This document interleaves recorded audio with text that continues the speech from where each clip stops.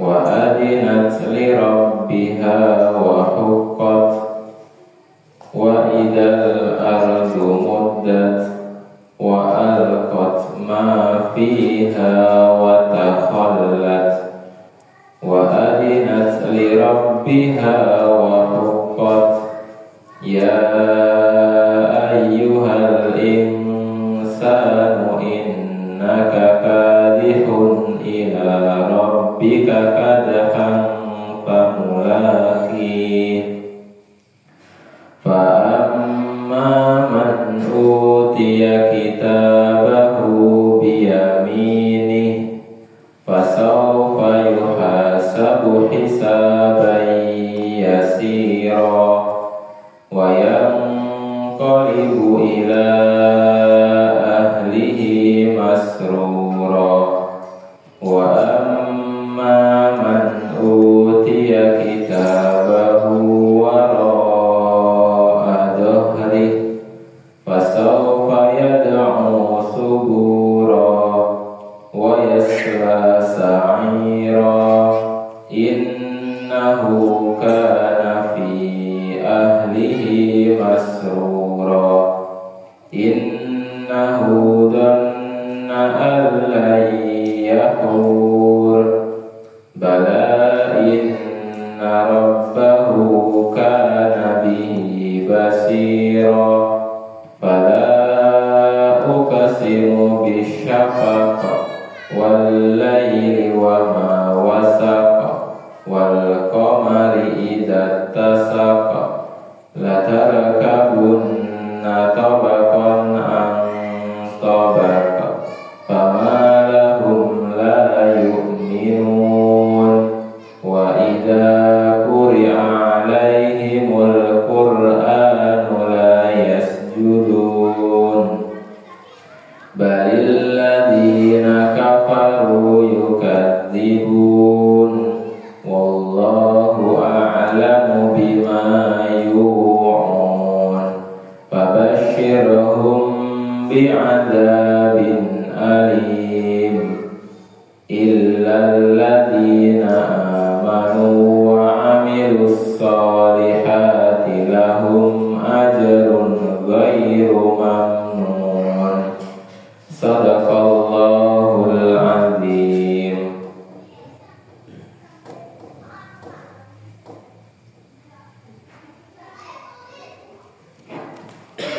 Jazakumullah khairan katsiran kami ucapkan kepada Saudara Abdul Aziz atas lantunan ayat suci Al-Quran yang begitu merdu dan menyentuh hati. Semoga menjadi syafaat bagi kita semua di hari kelak, di kiamat kelak. Amin ya rabbal alamin. Hadirin yang dirahmati Allah, selanjutnya mari kita ikuti bersama tausiah kepada Ustadz Amin Rois Jasiema. Beliau adalah salah satu tokoh yang sudah tidak asing bagi kita semuanya, dan insya Allah kajian hari ini akan memberikan ilmu serta hikmah yang bermanfaat untuk kehidupan dunia dan akhirat kita. Amin. Kepada Ustadz Amin Rois kami persilahkan.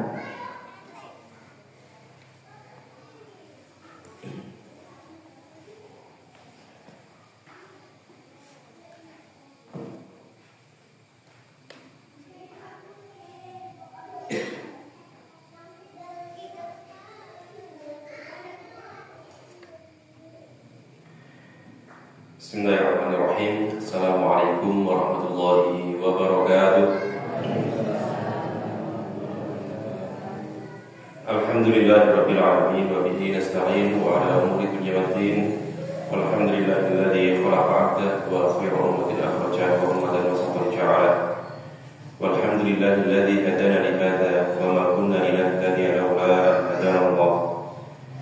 Wassalatu wassalamu ala nabiyyina Mustafa Sayyidina Muhammadin sallallahu alaihi wasallam wa ala alihi wa man tabi'ahu ila yaumil amma ba'du. Pertama, marilah kita panjatkan syukur kehadirat Allah Subhanahu wa taala yang telah memberikan kita berbagai karunia dan kenikmatan, yang telah menurunkan hujan, menumbuhkan tanaman sehingga kita bisa berpanen raya, dan dari itu Allah memberikan rizki untuk kehidupan kita di dunia. Semoga rizki dunia tersebut menjadikan kita menjadi jembatan bagi kita untuk menuju tangga surganya Allah Subhanahu wa Ta'ala. Amin ya rabbal alamin. Salawat serta salam senantiasa kita aturkan kepada junjungan kita, Nabi kita Sayyidina Muhammad sallallahu alaihi wasallam, yang kepada beliau kita bermanhaj, berqudwah dan juga beruswah hasanah. Kepada beliau kita senantiasa berkirim sholawat dan taslim. Kepada beliau kita akan merindukan syafaatul ummahnya di yaumul qiyamah, dan semoga kita termasuk hamba-hamba Allah umat Muhammad yang mendapatkan syafaat tersebut. Amin. Bapak Ibu, alhamdulillah di malam hari ini kita masih istiqomah untuk ngaji. Ini disebut tokoh karo Mas Tiko ya dua kitab lah. Sekalipun di antara jemaah kita ada yang sedang berduka ya. Ada ibu dari Mas Siono yang meninggal dunia, istri menikah, jadi beliau izin. Kita doakan agar sahabat-sahabat kita yang mempunyai musibah diringankan, diberikan kesabaran oleh Allah, dan dijadikan musibah itu sebagai sarana penambah pahala-pahalanya. Bapak Ibu, niki ngaji fikih bab tentang sholat sunnah. Sholat sunnah niku klebet sholat yang sangat dianjurkan tetapi tidak sampai pada derajat wajib. Sholat sunnah niku ternyata jenisnya banyak, sangat banyak. Ada yang kaitannya dengan sholat fardu, sholat gitu. Jadi sholat sunnah niku ada yang sholat sunnah mutlak istilahnya. Mutlak itu berarti tidak ada kaitannya dengan sholat apapun. Sementing sholat sunnah teman-teman. Penting madhep kiblat, duwe wudu, sholat 2 rakaat, 4 rakaat, yaitu sholat sunnah mutlak. Ada sholat sunnah yang modern itu menyertai sholat-sholat wajib. Biasanya disebut dengan istilah sholat rawatib atau qobliyah kalian ba'diyah. Itu pun maksudnya sholat sunnah rawatib itu pun ada yang sholat sunnah rawatib sing muakkadah, ada yang ghairu muakkadah.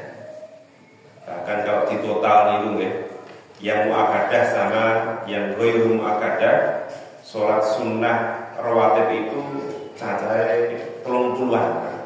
Oke, ada kita 30. Jenengan kita pun nglakoni nang ngoten itu. 30 rakaat, mun nate nglakoni derek rawatib 30 rakaat. Nanti kapan saja berapa saja akan dijelaskan di sini. Kemudian nanti ada sholat-sholat sunnah yang lainnya karena waktu-waktu tertentu. Sholat duha, sholat witir, qiyamul lail, itu kan sholat-sholat sunnah juga, tapi tidak terikat dengan sholat wajib. Nah, bismillah, kita awali dengan sholat jenenge sholat tatawwu atau sholat sunnah mutlak. Sholat tatawwu dari kata-kata tatawwa ayat tatawwu alias sholat yang sifatnya tambahan. Sholat yang secara istilahnya itu sukarela, tambahan, kemudian dilakukan tanpa paksaan, tatawwu. Dia adalah sholat sunnah yang dilakukan oleh kaum muslimin sebagai bentuk amal soleh kaum muslimin, diniatkan untuk takarrub kepada Allah Subhanahu wa Ta'ala. Kemudian sholat ini bagaimana? Sholat ini dilandasi dari dalil diriwayatkan oleh Abu Hurairah radhiyallahu anhu. Inna awwala ma yuhasabun nasu bihi yawmal qiyamati min a'malihim as-shalat. Yaqulu Rabbuna lil malaikati unzuru fi sholati 'abdi atammaha am naqasaha. Ini diriwayatkan oleh Imam Abu Dawud. Sesungguhnya yang pertama-tama yang akan diprioritaskan nanti ketika hisab yaumul qiyamah adalah sholat.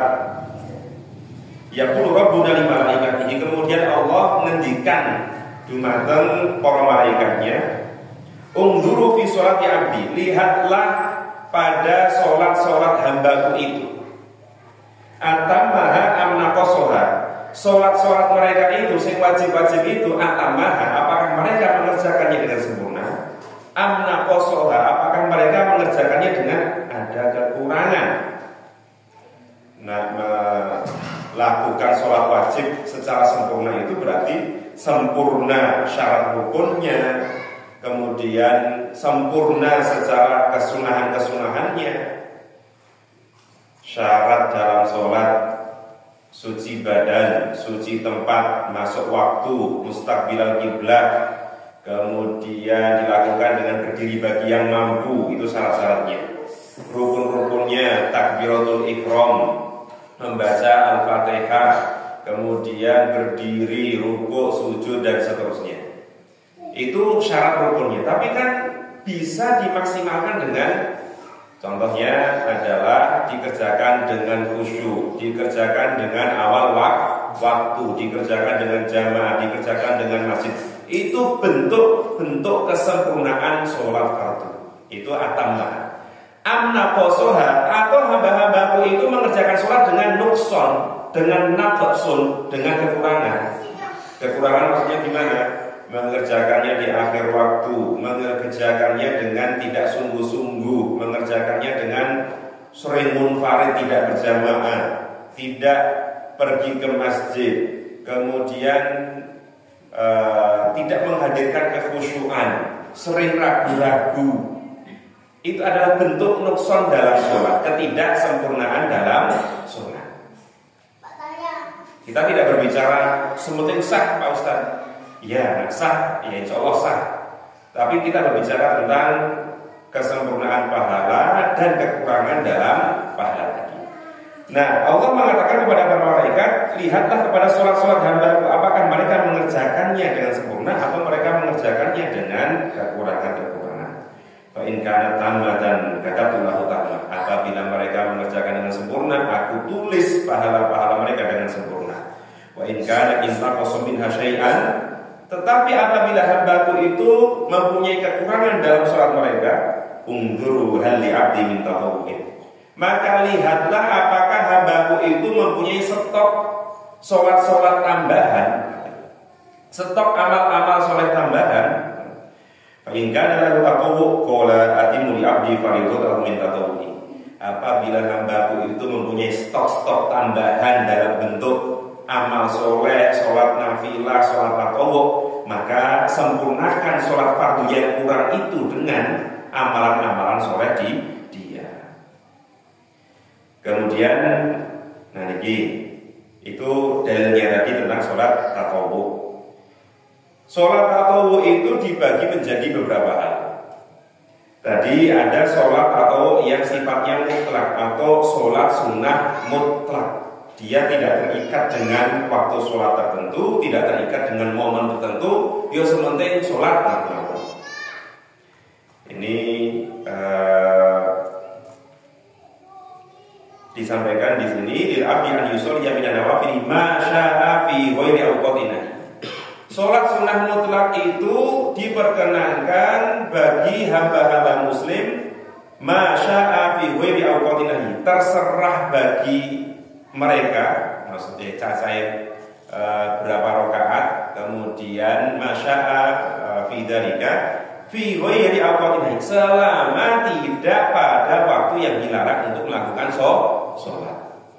Dulu pernah kita sampaikan waktu-waktu dilarang sholat itu ada, diintisarikan ada 3 nama mawon. Yang pertama kapan?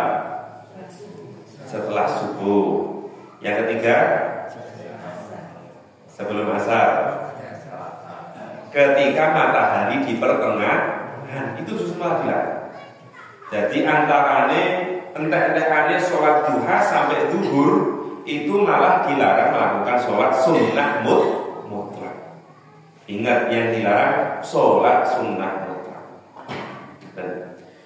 Kemudian yang ketiga adalah setelah asar sampai terbenam matahari, alias sampai sebelum maghrib. Itu sholat mutlak.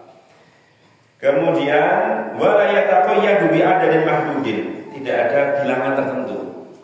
Contoh jenengan wudu Kemudian ngelakoke sholat sunnah mutlak, Mas. Niku wayahnya mungkin pas jam 10. Padahal jenengan pun ngelakoke sholat sunnah duha. Tapi baru ini pengen sholat meneh wudu kemudian 2 rakaat salam, ditambah lagi 2 rakaat salam, tambah lagi 2 rakaat salam. Itu tidak masalah. Itu sholat sunnah mutlak. Boten terikat dengan bilangan tertentu, walaupun tata caranya tetap 2 rakaat. Tapi maksudnya boh arep totale 6 rakaat, boh arep totale 8, 10 itu tidak ada layak taqiyad bi adadin mahdud, tidak terbatasi dengan bilangan tertentu. Dan bahkan walahu an yusalliya arba'an walahu an yusallima min raka'ataini. Tata caranya boleh 2 rakaat atau 4 rakaat 1 salam. Jadi jenengan janjane tidak perlu menyalahkan orang yang melakukan sholat sunnah dengan 4 rakaat jumlahnya dan hanya dengan 1 salam. Ya itu tidak salah, ada dalilnya.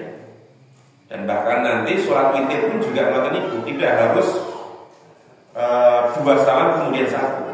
Kalau panjenengan rata-rata witirnya 3 rakaat langsung di 1 salam gitu, tanpa ada tasyahud awal. 3 rakaat hanya 1 tasyahud akhir dan hanya 1 salam. Ini kok ada dalilnya juga. Kemudian riwayat dari Imam Baihaqi dari Abu Dzar, anna Abu Dzar radhiyallahu anhu shalla adadan katsiran, bahwa Abu Dzar radhiyallahu anhu itu sholat adadan katsiran, berkali-kali melakukan sholat. Fala masalima qala Abu Ahnaf bin Qais hadadri in sarafa ala syaf'in am ala witri. Kemudian ada Ahnaf bin Qais mengatakan, apakah kamu mengetahui in sarafta ala syaf'in am ala witrin, kamu melakukan dengan genap atau ganjil? Qala illa akun adri fa inna Allah yadri. Kalaupun aku tidak mengetahui, tidak menghitungnya maksudnya, maka Allah menghitungnya. Ini sami'tu Khalili Abul Qasim, sesungguhnya aku mendengar Khalili, kesayanganku, maksudnya Abul Qasim, maksudnya adalah Rasulullah. Jadi Rasulullah niku oleh para sahabat kadang diceluk Khalil atau orang terdekatku, kekasihku. Kadang diceluk Abul Qasim, alias bapake Qasim. Kadang juga Abu Ibrahim, karena kan Nabi Muhammad niku gadahi putra jenenge Ibrahim kalian Qasim. Tapi dua-duanya sudah meninggal dunia sejak kecil. Tapi yang sering dijadikan kunyah atau nama panggilan di mata Rasulullah itu Abul Qasim. Yaqulu ma min 'abdin yasjudu lillahi sajdatan illa rafa'ahu Allah biha darajatan wa hatta anha bi khati'atan.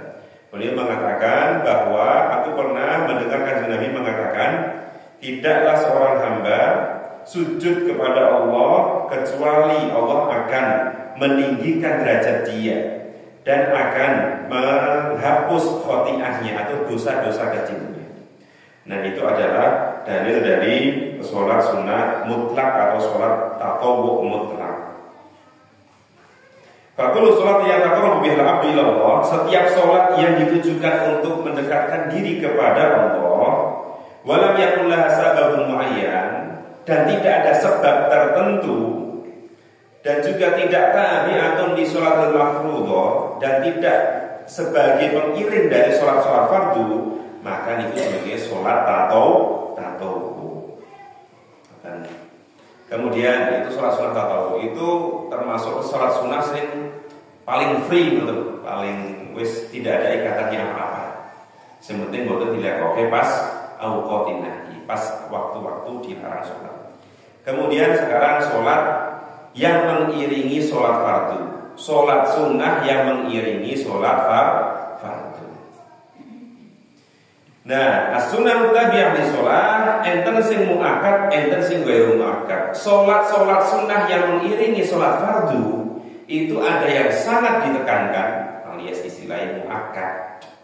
Ada yang ghairu muakkad, ada yang sunnah tidak sampai ditekankan banget, tapi tetap sunnah. Fal muakkadu minha 12 rakaat. Sing masuk kategori sholat rawatib sing muakkad itu totalnya enten 12 rakaat. Itu disebutkan dalam hadis Ummu Habibah, diriwayatkan Imam Tirmidzi. Hadisnya man sholla fi yaumin wa lailatin 12 rakaat, barang siapa sholat sehari semalam sebanyak 12 rakaat, bana lahu baitun fil jannah, maka dibangunkan rumah bagi dia itu di surga Allah Ta'ala, yaitu 12 tadi, arba'an qabla dhuhri wa rak'ataini ba'da dhuhri wa rak'ataini ba'dal maghribi. Berarti loncat ya, saking zuhur langsung ke maghrib. Asalkan ini Mas Kopi iya, tapi secara hadis dia tidak masuk kategori hadis yang muakkad tadi. Langsung rak'ataini ba'dal maghribi wa rak'ataini ba'dal isya'i wa rak'ataini qabla sholati subhi awil fajri awil ghadati. Berarti 12 rakaat tadi, pertama 4 rakaat qabla dhuhri, 4 rakaat sebelum zuhur. Mbon enten sing sering nglakoni 4 rakaat sebelum zuhur.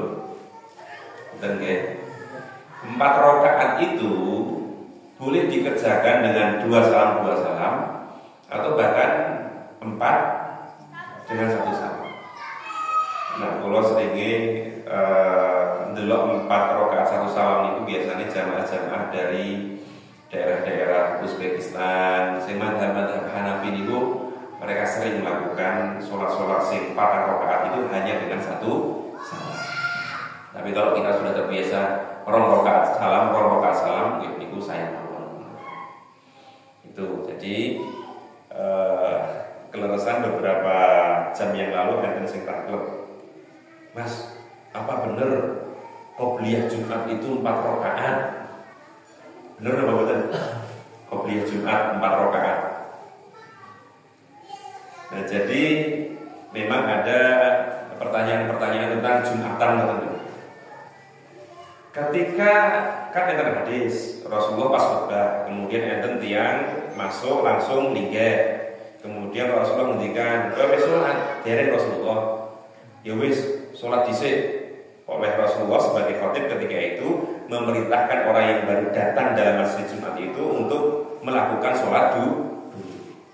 Maka ini tidak ada kejelasan dan akhirnya menjadi perdebatan ulama. Ini perintah Rasulullah ini maksudnya qobliyah Jumat, apa tahiyatul masjid? Perdebatannya di situ. Ada yang mengatakan, ya kuwi qobliyah Jumat ya kuwi. Ada yang mengatakan enggak, itu bukan qobliyah Jumat, itu yang dimaksud Rasulullah adalah tahiyatul masjid. Kalau aku lihat kode-kode sunai nak kula mboten pengin napa nggih. Oh, iki sing bener kuwi sing salah. Yo wis nindakake sunah niku alhamdulillah. Alhamdulillah. Tapi sekali lagi, kalau qobliyah Jumat menjadi 4 rakaat, ya besar kemungkinan dia akan mengkiaskan dengan dalil ini, dalil kias alias madak-madake, karena Jumat itu sebagai ganti zuhur dan zuhur tadi dikatakan qobliyahnya 4 rakaat, maka yo arep qobliyah Jumat yo monggo. Tapi kan kadang umumnya orang melakukan sholat 2 rakaat sebelum Jumat itu ya mereka rata-rata yang berdua tok. Di hadis lain nanti ada setelah Jumatan selesai baru Rasulullah melakukan 4 rakaat, ya semacam ba'diyah. Itu memang ada. Nah, kembali ke tadi tentang sholat wajib dulu ya. Sebelum zuhur yang muakkadah adalah 4 rakaat qabla zuhri. Wa rak'ataini ba'da zuhri, dan 2 rakaat setelah sholat zuhur. Itu muakkadah juga. 4 tambah 2 berarti 6.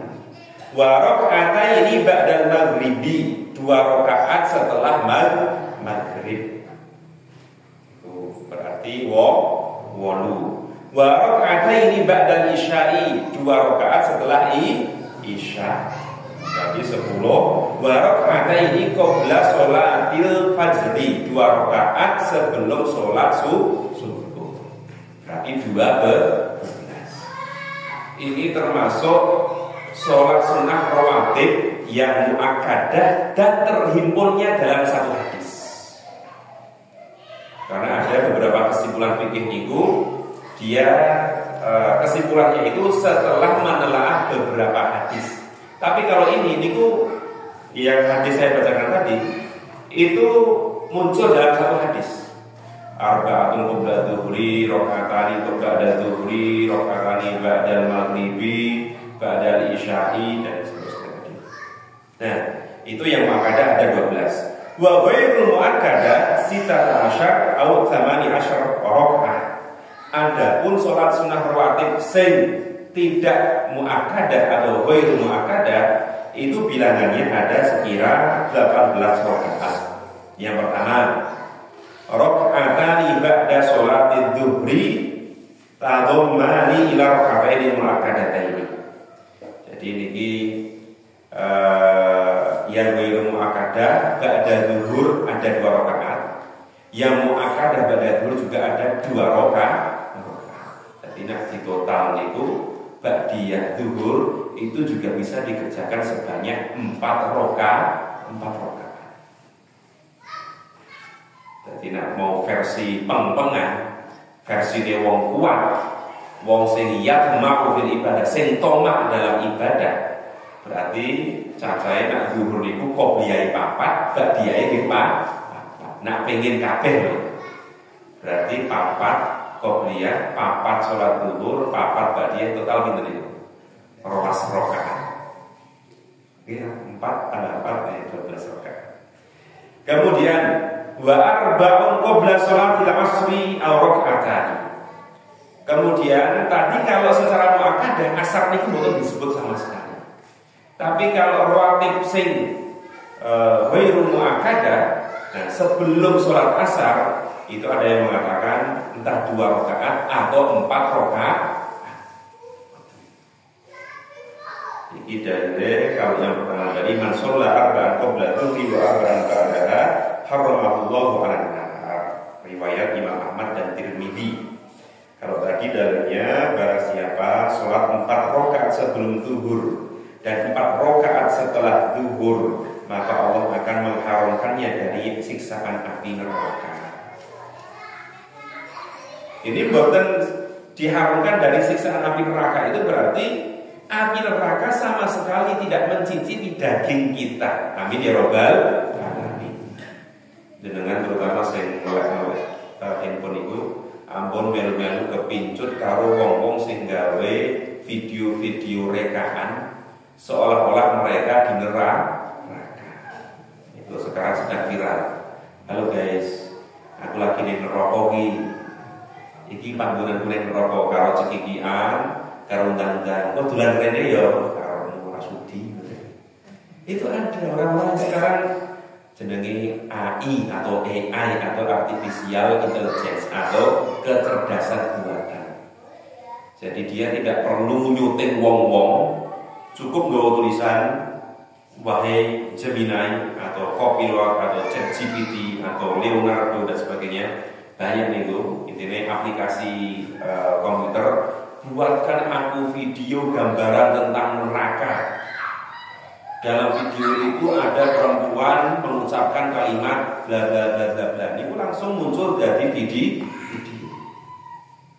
Lampu sing di jare nak ngono oleh ora Mas? Enggak boleh, itu termasuk istihza wa ihtiqar, termasuk nyepeleke syariat agama Islam.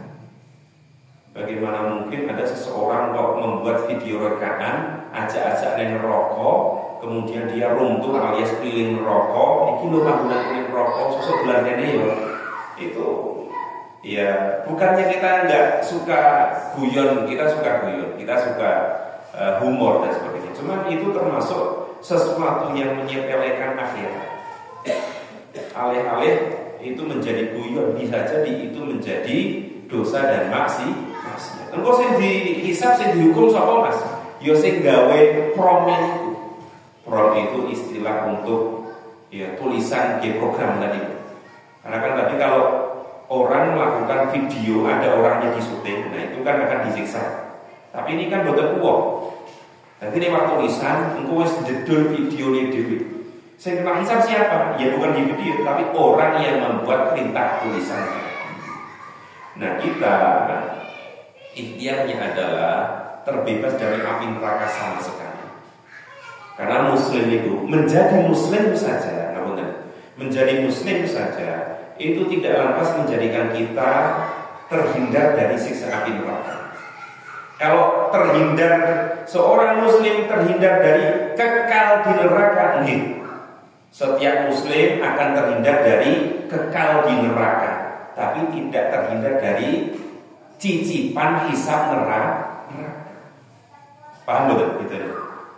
Maksudnya gitu. Nak muslim itu, engkau enten mlebu surga langsung, enten mlebu surga setelah dihisab. Berarti kan dia sempat dihisab di neraka, tapi mboten kekal di neraka. Karena setiap muslim pasti akhirnya nanti akan di surga. Tapi kalau non muslim itu akan disiksa di neraka dan sifatnya adalah kekal. Maka ketika seorang muslim sudah syahadat, sudah sholat 5 waktu, itu perlu mengerjakan stok-stok amal soleh tambahan dalam rangka apa? Ya tadi menghindari siksa api neraka.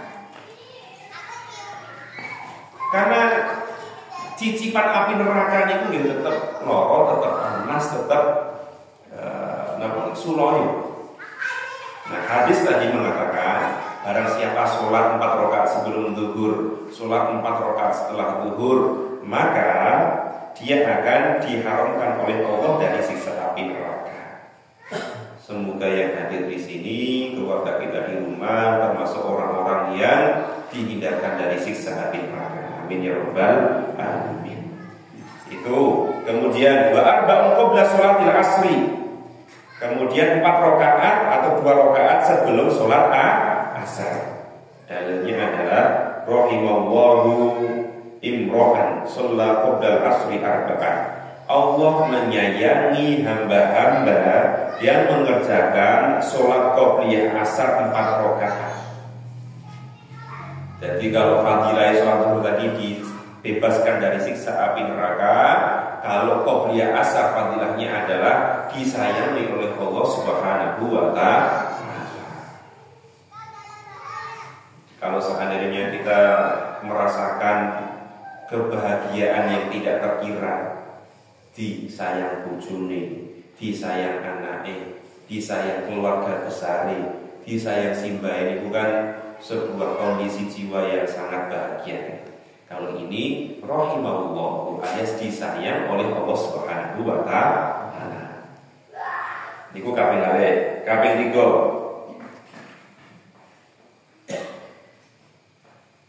Kemudian rakaatani ba'da adzanil maghrib wa qabla shalah. 2 rakaat sebelum sholat maghrib. Ini termasuk dianjurkan juga. Wa hiya mustahabbah inda ba'dhi syafi'iyah wal muhaqqiqin minal ulama. Dalilnya adalah riwayat Bukhari anna Rasulullah qala, bahwasanya kanjeng Nabi ngendikan shollu qabla al-maghribi raka'ataini. Salatlah kalian sebelum maghrib sebanyak 2 rakaat. Tsumma qala shollu qabla al-maghribi raka'ataini. Tsumma qala fi tsalitsah liman syaa. Di Rasulullah itu ngendikan, wahai kaum muslimin, sholatlah kalian 2 rakaat sebelum maghrib. Diulangi mulai, wahai kaum muslimin, sholatlah kalian 2 rakaat sebelum maghrib. Yang ketiga baru kemudian beliau ngendikan liman syaa karahiyatan an yuttakhadhu kal wujubi. Ini Rasulullah kemudian ketiga kalinya mengatakan liman syaa, bagi yang berkehendak, agar orang-orang tidak menyangkanya itu sebagai sebuah kewajiban. Kemudian hadis-hadisnya banyak tentang qobliyah maghrib tadi. Kemudian yang keempat, arba'u raka'atin ba'da sholatil maghribi. Berarti kalau ba'da maghrib tadi ada sing muakkadah 2 rakaat. Nah, yang ba'da maghrib itu juga ada 4 rakaat yang ghairu muakkadah. Berarti nak ditotal nggih. ba'diyah maghrib niku enten 4 plus 2 berarti 6 rakaat. Maghrib sholat wajib men 3 Mas. Mosok sunai 6. Ya sunah gelem monggo. Niki ibarat info-info ngoten lho. Anggap info diskon ngoten niku.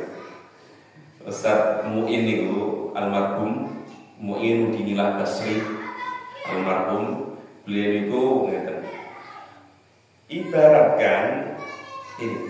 Selama ini kalau panjenengan ngrungokke sunah niku kan sunah adalah dikerjakan dapat pahala, tidak dikerjakan tidak apa-apa. Nah, kata-kata tidak apa-apa ini yang ingin beliau gugah dalam jiwa kita. Nah, gur ora popo itu mudah untuk ditinggalkan. Ora popo.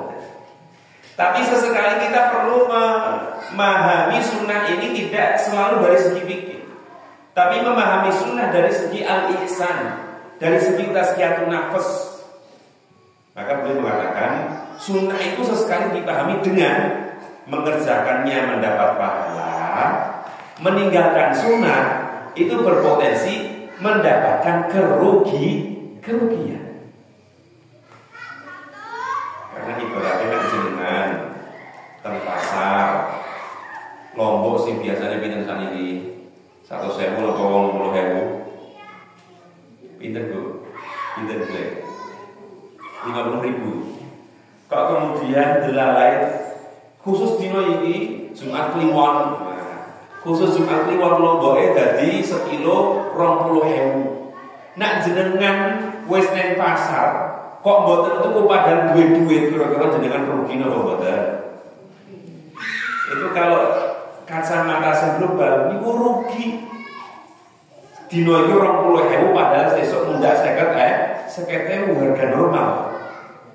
Atau mungkin jenengan duwe kebutuhan dalam bentuk daging kita wis ora. Mungkin motor kalau kerja enten cashback sebanyak harga motor 20 juta, cashbacknya 10 juta. Kita itu apa sih? Tapi anggap saja ada diskon besar seperti itu. Jenengan butuh, jenengan mampu. Tapi kalau kemudian meninggalkan diskon itu ada potensi mendapatkan kerugian. Nah, maka kita perlu menghadirkan sesekali memaknai sunnah niku ngoten niku. Mboten ditinggalkan tidak apa-apa. Nah, ditinggalkan tidak apa-apa itu hawane wis los. Tapi kalau dipahami sebagai ada potensi kerugian yang akan kita miliki, maka biasanya kita akan tambah sregep nindakake sunnah. Dan kemudian yang B, C, D, H.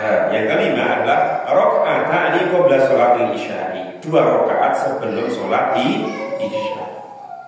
Dari hadis Abdullah bin Mughaffal, baina kulli adzanaini sholatun, tsumma qala fi thalathati liman syaa. Riwayat Bukhari dan Muslim. Rasul menghentikan di antara 2 adzan, maksudnya adzan kalian iqamah. Di antara adzan dan iqamah itu ada sholat. Di antara adzan dan iqamah itu ada sholat. Rasulullah menghentikan ngoten niku ping pindho. Baru ketiga kalinya liman syaa, bagi yang berkehendak. Itu akhirnya yang oleh para ulama dijadikan statusnya itu sunnah. Riwayat Bukhari dan Muslim. Kemudian yang keenam adalah rakaatani aw arba' ba'da isya. Ya, setelahnya adalah 2 rakaat setelah sholat isya. Jadi nanti total Bapak Ibu sekalian jumlah rawatib di bawah ada 30 rakaat ba'diyah dan maghribnya. Tapi nak pengen rawatib versi singkat dan itu sunnah muakkadah, maka totalnya ada 12 rakaat. 12 rakaat ada berapa mawon? 4 rakaat sebelum zuhur, 2 rakaat setelah zuhur, 2 rakaat setelah maghrib, 2 rakaat setelah isya, 2 rakaat sebelum zuhur.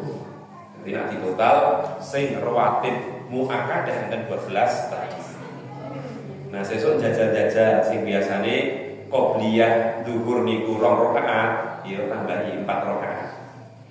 Jenengan ketoke, saya yakin di antara yang hadir ini ada yang belum pernah mengerjakan qobliyah 4 rakaat kok 1 salam. Gitu. Aneh Mas. Ya memang aneh, tapi nak jenengan enten ilmunya itu sesekali perlu dicoba. Perlu dicoba. Jadi beragama niku geneten variasine lho. 4 rakaat aja. Kemudian tadi ada yang 6 rakaat. Dan maghrib itu kan akhirnya menjadi 6 rakaat rawatibnya tadi. Nah, itu adalah sholat-sholat yang mengikuti sholat sunnah yang mengikuti sholat wajib alias sholat rawatib istilahnya. Kemudian hikmahnya apa? Kok ada sholat-sholat itu? Kok ada sholat rawatib qobliyah dan ba'diyah? Jadi istilah sholat rawatib itu sinonimnya adalah qobliyah dan ba'diyah. Rawatib itu maksudnya yang mengikuti, qobliyah itu sebelum, qoblah, ba'diyah itu sesudah. Hikmahnya apa? Qoblah Ibnu Daqiqil Id. Daqiqul Id namanya Ibnu Daqiqil Id.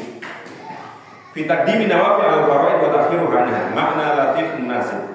Fi taqdim fa li anna nufus istighaliha bi asbabil dunya. Kenapa ada sholat qobliyah? Karena sebelum menuju sholat wajib tadi, jiwa-jiwa kita itu biasanya masih bergelayutan, masih kepikiran dengan perkara-perkara duniawi. Bahwa itu perkara sawai, pasare, ngajar sekolahai, nopo omae, isa-isae, matengane dan sebagainya. Maka perlu ada jeda pemutus memastikan bahwa khusyuk itu hadir, tumakninah itu hadir di sholat wajib nanti. Maka saderenge nindakake sholat wajib perlu ibaratnya pemanasan nggih menika nindakake sholat qobliyah. Sebagai tahayyun nufus, sebagai persiapan jiwa. Tetapi biasanya kita nak jenengan kesel, nak jenengan itu waktune mepet, nggih sing dibeke ya tetep sholat wajib. Kalau sholat sunnah suwi banget, sholat wajib ternyata los, ngantuk, atau mungkin males, atau mungkin malah kebablasan. Ini nanti menjadi perhatian ketika sholat malam. Sholatnya malam atau jam 3, baru subhane jam 7, mboten tepat. Dan itu hikmah dari sholat qobliyah agar menghadirkan khusyuk, khudu, hatinya benar-benar hadir, ruh ibadahnya benar-benar muncul. Ketika Allahu Akbar takbiratul ihram itu benar-benar menghamba banget. Kalau niku pas enten Wonosobo dulu ketika barengi Ustaz senior, biar dulu saya sering nyopiri Ustaz Hatta Syamsuddin itu. Ketika di Wonosobo niku biasanya kalau kita road ke kota-kota, karena beliau dulu diminta untuk isi ke banyak kota kalau daerah. Nah niku pas Wonosobo niku kalau ternyuh banget. Itu salah satu jamaah pada sholat subuh. Niku ngapunten ya ngapunten. Niku saya merasakan getaran ruh ibadah dia itu dengan sangat kuat. Beliau pertama kita nih, ya kok biasa. Klambi ini klambi mobil, klambi najis, ya kaosan biasa, sarungan. Tapi benar-benar kalau sakit merasakan kekhusyuan beliau ketika sholat dan kemudian kekhusyuan beliau ketika dulu. Awalnya jadi, kalau badan beliau kayak gimana, tapi hanya dari gestur dan rapalan lisan, kemudian getaran tangan. Sesuai kata dia.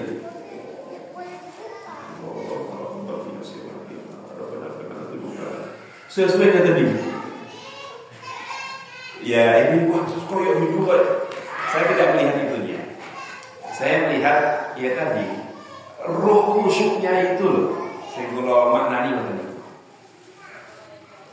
Kalau tidak ngajak, nak ngomong ini usaha. Tapi maksudnya ruh kekhusyukan tadi, dia mengangkat tangan dengan penuh tawadhu, khusyuk, udur, itu benar-benar dia dapatkan di situ. Nah, kalau panjenengan perlu latihan. Nah, sing iso pendak salat ngoten niku ya mungkin wae. Tapi sing mboten wali, mboten alim, mboten napa nggih, mboten patiya soleh-soleh banget, ya tetep kula panjenengan kudu ikhtiar. Paling gak sebulan ini sholat sing ndi to, sholat wajib sing ndi to sing pernah membuat aku bergetar hatinya niku perlu diusahakan. Sing suwe boten pernah berambangi pas sholat niku diusahakan. Lagi tong sebulan bisa.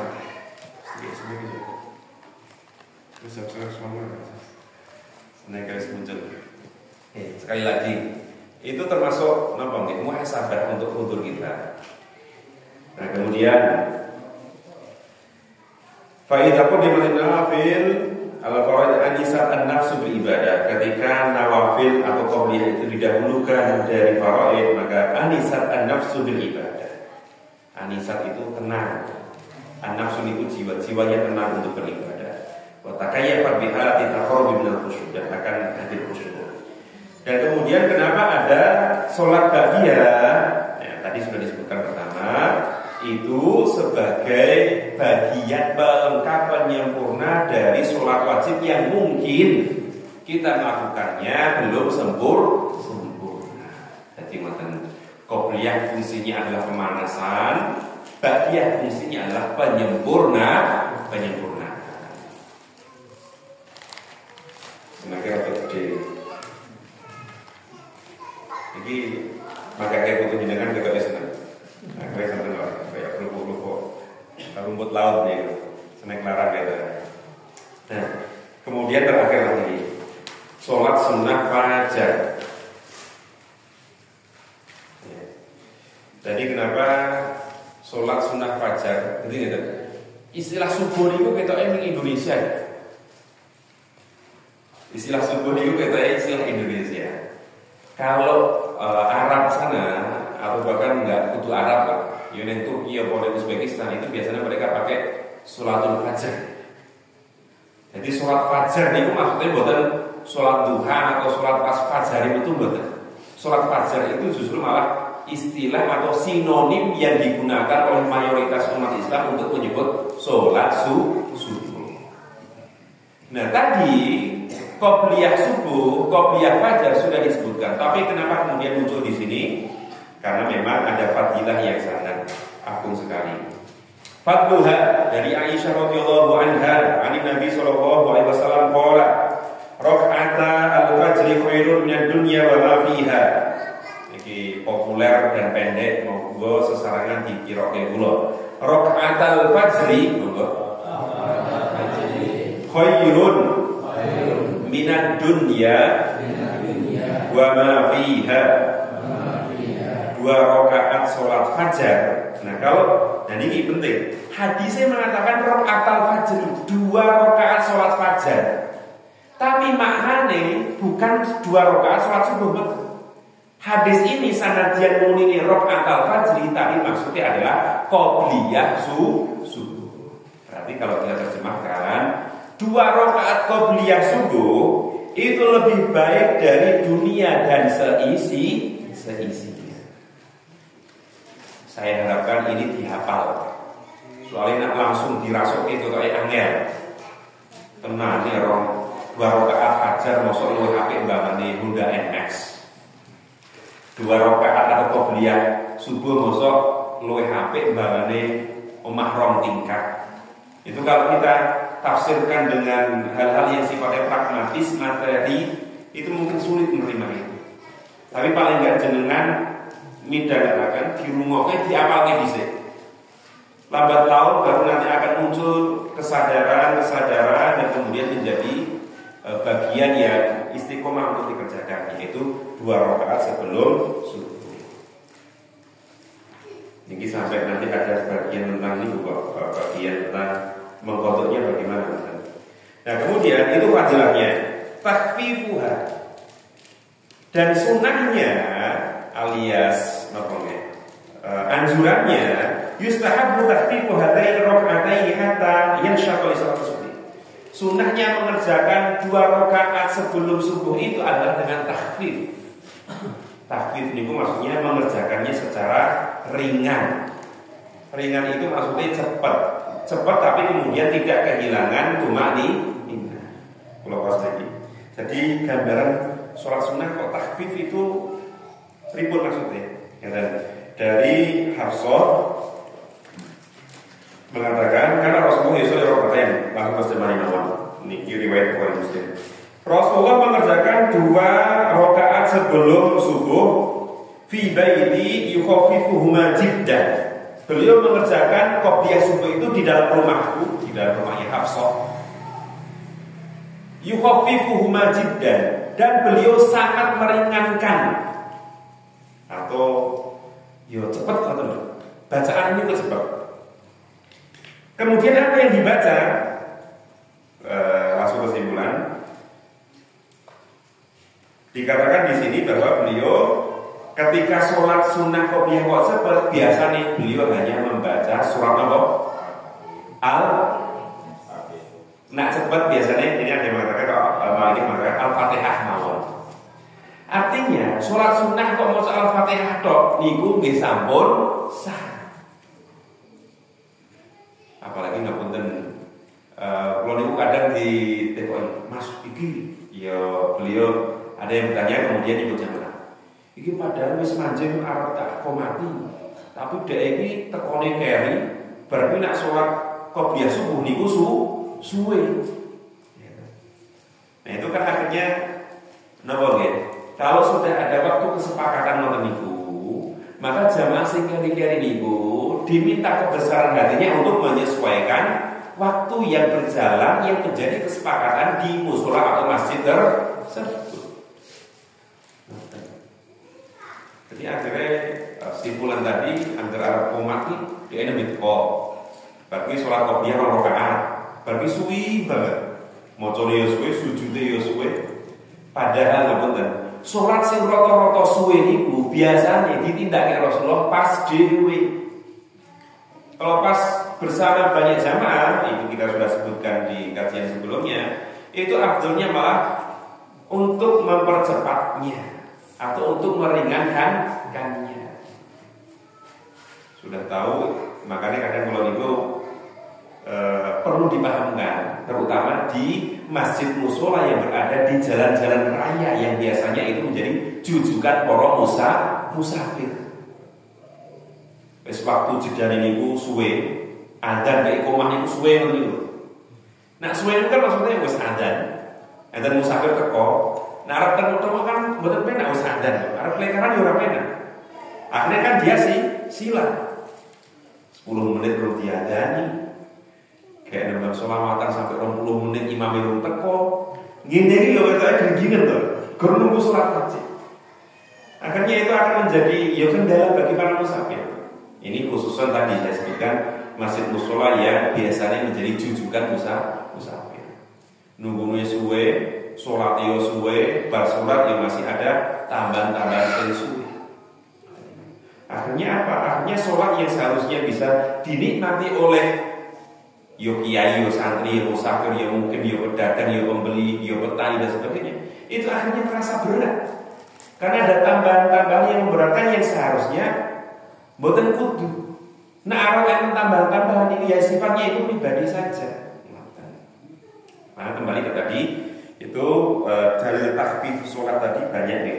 Jadi ketika Rasulullah mengerjakan sholat qobliyah itu ada kalanya beliau takhfif dalam arti hanya membaca Fatihah saja, tapi juga ada kalanya beliau membaca tadi Qul ya ayyuhal kafirun. Kemudian Al-Ikhlas juga beliau baca. Di kesempatan lain beliau membaca surat Baqarah ayat 136, Ali Imran ayat 52. Mantulis yang betul-betul qobliyah subuh biasanya Rasulullah tadi maos surat Al-Kafirun kali Al-Ikhlas. Kadang maos Al-Baqarah ayat 136. Kadang maos Ali Imran ayat 52. Kadang Ali Imran ayat 64. Contohnya tadi kalau wacake Qul ya ahlal kitab ta'alu ila kalimatin sawa'in bainana wa bainakum alla na'budu illa Allah wa la nusyrika bihi syai'an wa la yattakhidha ba'duna ba'dan arbaban min dunillahi fa in tawallaw faqulu asyhadu bi anna muslimun. Ya min baris. maca rong baris. Niku ketoke Al-Baqarah. Wah, kok dawa Mas boten. Niku kan luwih pendek daripada surat Zilzalah, Duha, Sabihis. Artinya kula panjenengan nak mungkin juz aman iku wis akeh diapal yo sekali nambah rong ayat saka Ali Imran, rong ayat saka Al-Baqarah, milih ayat-ayat yang memang ada fadilahnya, ayat-ayat yang artinya niku nggawa napa nggih, membuat krenteke ati. Dan enten ayat-ayat sing spesial sing jenengan maos niku napa nggih, artine cocok ngoten. Niku tiap kali mboten napa-napa. Kadang ketoke Ali Imran tapi ning rong baris. Satu ayat hanya 2 baris. Itu sesuatu yang insyaallah saged diusahakan.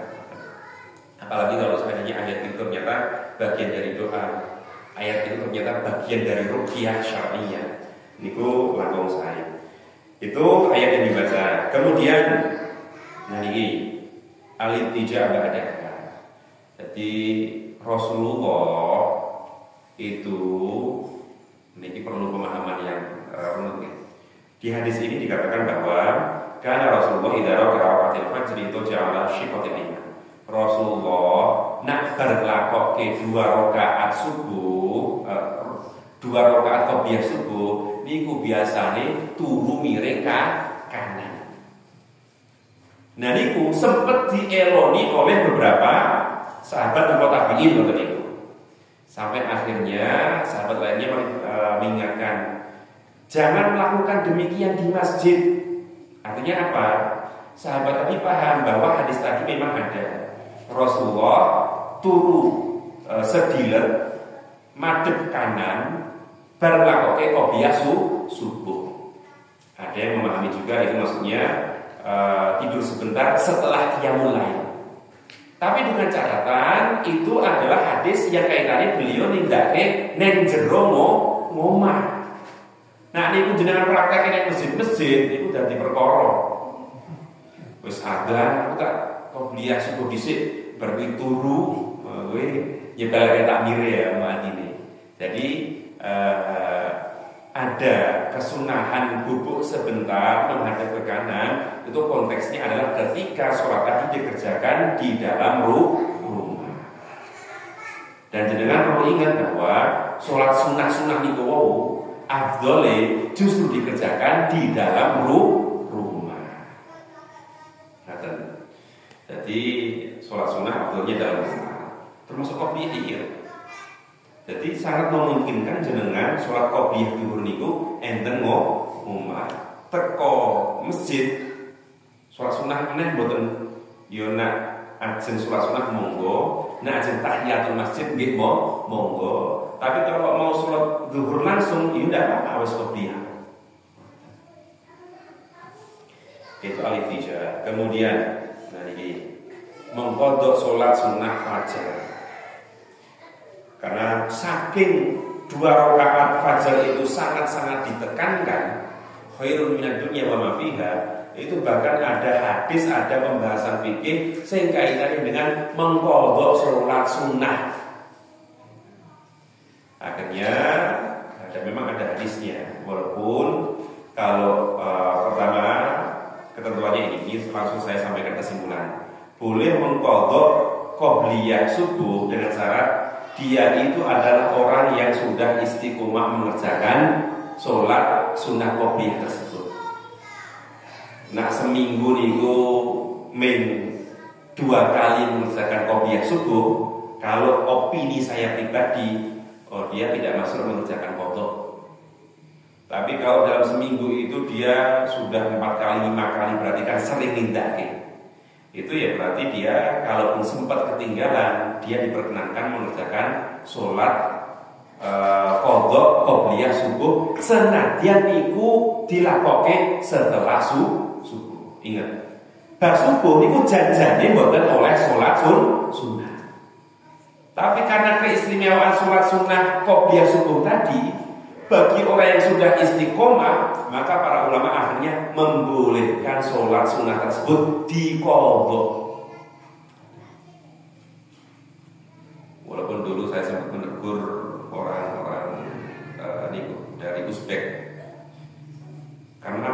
dia pendak dino niku bar subuhan dia melakukan sholat sunnah ngoten terus.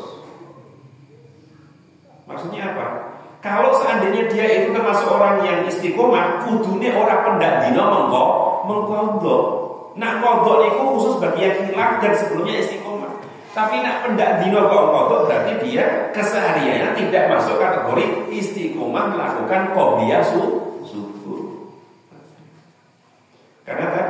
Karena mengkodoknya itu dia ada sisi berbenturannya dengan waktu yang diharamkan untuk melakukan sholat. Maka kesimpulan dari hadis beberapa tadi dan permasalahan tadi, kalau saya memilih kodok qobliyah subuh dibolehkan dengan syarat bagi orang yang memang sudah istiqomah melakukan qobliyah subuh dan mengerjakannya boleh setelah subuh. Orang umum mas, nah orang umum itu rasa foto baik, itu juga tidak dosa. Kemudian ada pertanyaan kaitan dengan sholat tadi, sholat sunnah mutlak, sholat sunnah rawatib, qobliyah ba'diyah, dan sholat sunnah qobliyah subuh. Nanti ada sholat witir, kemudian istisqa, sholat hajat barang itu ada. Monggo ada pertanyaan? Saya pernah mendengar bahwa ada ustaz yang mengatakan kita boleh meniatkan dua sholat secara bersamaan, misalkan hajat waktu dengan qobliyah. Ini apa benar atau tidak? Kemudian yang kedua, setelah sholat wajib itu apakah dikit dulu atau langsung sholat dulu berarti? Bismillah. Pertama tentang itu pertanyaan pertama, apakah boleh satu aktivitas sholat sunnah itu diniatkan dengan dua niat? Contoh tadi, bolehkah satu peragaan sholat itu yo diniati qobliyah, mau ibu zuhur, asar, maghrib, atau plus, nah, bukan atau tapi yo diniati qobliyah zuhur, tapi juga sekaligus tahiyatul masjid, contohnya tadi. Nah ini pun nanti dibikin masuk pembahasan tentang isyraqun niyah alias penggabungan niat atau jamu niyah. Dan ulama mayoritas membolehkan ketika enggak hanya sholat, ibadah puasa sekalipun juga boleh. Ketika status itu sama-sama sunnah. Tapi kalau penggabungan niatnya itu adalah niat ibadah yang wajib beserta sunnah, maka tidak diperbolehkan. Contoh, dino Kemis, aku tak poso sunnah Kemis sekaligus ngkodok Ramadan ini betul asar. Tapi kalau jenengan niat pertamanya adalah mengkodok kok dari pas dino Kemis, itu tidak apa-apa. Dan ada kemungkinan ada tambahan fadilah. Tapi kalau sekedar sunnah dengan sunnah, ini kurang sah. Itu boleh dan mayoritas ulama membolehkannya. Walaupun mungkin nakmun rong rakaat kok diniati, yo niati sholat sunnah mutlak, yo qobliyah, yo tahiyatul masjid, dan bahkan ada sholat sunnah wudu, gitu. Bilal itu, sholat sunnah itu favoritnya Bilal. Kalau saya menyebutnya amal unggulannya Bilal atau jimatnya Bilal. Nalikone beliau nindake wudu, pasti berkuwi nindake 2 rakaat sholat sunnah. Gitu. Kemudian yang kedua tadi tentang